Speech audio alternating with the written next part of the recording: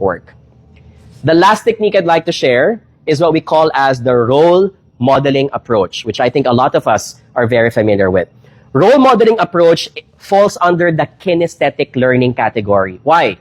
For you to make the person feel that they should do X, Y, and Z, you tell them exactly how it's done by pinpointing a person.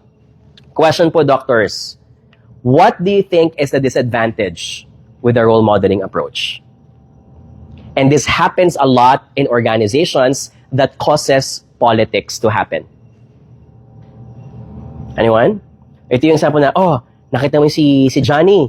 Oh, di ba? Ganyan. Dapat ganyan. The way she talks to the person, oh, di ba? Oh, next time, gayahin mo ah. That's role modeling. Okay? Or, team, oh, look at the template of Joanna, yung report niya comprehensive, di ba? Oh, I'm attaching her report, try to imitate how she does it. So, it's very kinesthetic kasi may guidance talaga. But what do you think is disadvantage? That's one, Doktora. Ano pa? From a political point of view, why do you think it can cause tensions in the team? That's right, Doctor. Most of the time, it's when people think, favorite ko lang si person X. Right? Miguel ng Miguel. O sige, si Miguel na lang lahat. Right? Siya na pagawa mo. Right? Hindi na po kami gagalaw.